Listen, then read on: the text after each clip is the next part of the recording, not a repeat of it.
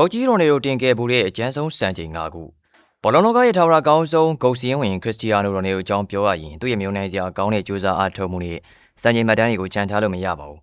အထူးသဖြင့်တော့ဒီဘက်ခေတ်ပရိသတ်တွေအတွက်ကတော့ရိုနယ်ကဂိုးသွင်းစရုပ်တဦးလို့ဘယ်လောက်ထိကြောက်စရာကောင်းခဲ့လဲဆိုတာသိထားဖို့လိုပါတယ်ရိုနယ်ကအယက်မောင်းအရှိန်ခုံအားပါဝါနဲ့ဂိုးသွင်းယူမှုအနုပညာအားလုံးစုစည်းထားတဲ့ပြည့်စုံသောတိုက်စစ်မှုဖြစ်ပါတယ်စင်ရဲလုံးတဲ့ဘဝကနေကိုယ်တိုင်ကြိုးစားပြီးတော့ဘောလုံးသမိုင်းမှာပထမဆုံးဘီလီယံနာကစားမဖြစ်လာခဲ့တဲ့ရိုနယ်ရဲ့အကျန်းစားစံချိန်မှတ်တမ်း5ခုကိုအခုလိုပဲအနုပညာဆန်ပြန်လည်စုစည်းပေါ်ပြပေးလိုက်ပါရမယ်။နံပါတ်1တရားစီဂိုး90ကို6ဝါစီဇက်တိုက်သွင်းယူနိုင်ခဲ့ခြင်းဘောလုံးသမိုင်းမှာတရားစီတဲ့ဂိုး90ပြေးဖို့ဆိုတာတော်ရုံကစားမမလုံနိုင်တဲ့အလုပ်ဖြစ်ပေမဲ့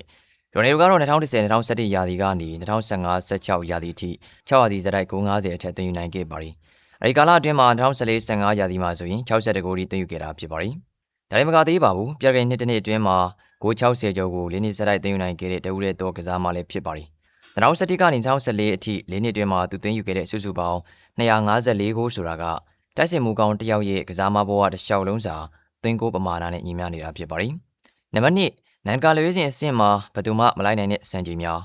FIFA ရဲ့နိုင်ငံတကာလက်ရွေးစင်ဘောလုံးသမိုင်းမှာရိုနယ်ကချိုးဖျက်ဖို့ခဲရင်တဲ့ဂိနစ်စံချိန်ကြီးနှစ်ခုကိုပိုင်ဆိုင်ထားပါတယ်။သူကနိုင်ငံတကာလက်ရွေးစင်ပွဲပေါင်း200ပြည့်အောင်ကစားနိုင်ခဲ့တဲ့ပထမဆုံးကစားမဖြစ်ပြီးလက်ရှိမှာတော့226ပွဲထိကစားထားပြီးလည်းဖြစ်ပါတယ်။သွင်းဂိုးပိုင်းမှာလည်း143ဂိုးနဲ့သမိုင်းတစ်လျှောက်အများဆုံးစံချိန်ကိုထိန်းထားခဲ့တာဖြစ်ပါတယ်။လက်ရွေးစင်သွင်းဂိုး100ကျော်သွင်းထားနိုင်သူဆိုလို့ရိုနယ်နဲ့မက်ဆီ2ဦးပဲရှိပြီးတော့ရိုနယ်ကမက်ဆီထက်ဂိုး20လောက်ပိုများနေတာပါ။မတူညီတဲ့နိုင်ငံပေါင်း48နိုင်ငံကိုဂိုးသွင်းယူနိုင်မှုစတဲ့စံချိန်တွေကလည်းရိုနယ်ရဲ့အင်အားကိုပြသနေတာဖြစ်ပါတယ်။နံပါတ်3ချန်ပီယံလိပြိုင်ပွဲရဲ့ထာဝရဘုရင်ချန်ပီယံလိပြိုင်ပွဲမှာတော့သူ့ကိုမစ္စတာချန်ပီယံလိလိုပဲတင်စားရပါလိမ့်မယ်။ချန်ပီယံလိသမိုင်းတစ်လျှောက်ဂိုးအများဆုံး140ဂိုးနဲ့ပွဲအများဆုံး183ပွဲစံချိန်တွေကိုရိုနယ်ကပဲပိုင်ဆိုင်ထားတာဖြစ်ပါတယ်။သူ့ရဲ့ဂိုးသွင်းနှုန်းကဘယ်လောက်ထိမြင့်မားလဲဆိုရင်တရားစီကို73ဂိုးနှုန်းနဲ့ဇေယျစီဇက်တိုက်သွင်းရင်တောင်မှရိုနယ်ရဲ့စံချိန်ကိုမမီနိုင်သေးပါဘူး။2013-14ရာသီမှာသူသွင်းခဲ့တဲ့18ဂိုးဆိုတဲ့စံချိန်ကလည်းအခုထိဘယ်သူမှမချိုးဖျက်နိုင်သေးတဲ့အမှတ်တမ်းတစ်ခုဖြစ်ပါတယ်။ချန်ပီယံလိမှာတော့900စီဇက်တိုက်10ဂိုးနဲ့အထက်သွင်းယူနိုင်ခဲ့တဲ့စွမ်းဆောင်ရည်က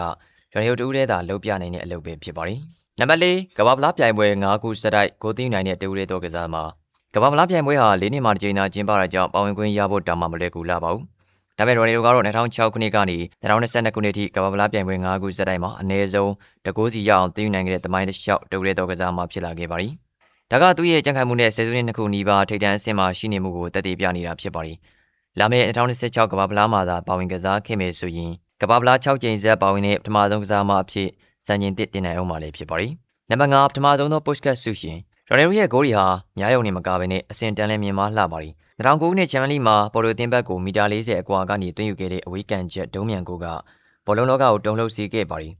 အဲဒီကိုကအင်မတန်ထူးခြားလှပလုံးတာကြောင့် FIFA ကနေတနစ်တာလှပဆုံးဂိုးကိုပေးအပ်တဲ့ပုတ်ကတ်ဆုကိုတမိုင်းမှာပထမဆုံးချိန်စတင်ပေးအပ်ချိန်မှာရိုနယ်ကပဲဆွခုနိုင်ခဲ့တာဖြစ်ပါရီဒီစံချိန်မှတ်တမ်းတွေအားလုံးကရိုနယ်ဘာကြောင့်ဘောလုံးလောကရဲ့ရှင်မြေတစ်ပါးဖြစ်နေရလဲဆိုတာကိုသက်သေပြနေတာပဲဖြစ်ပါရီခင်ဗျာ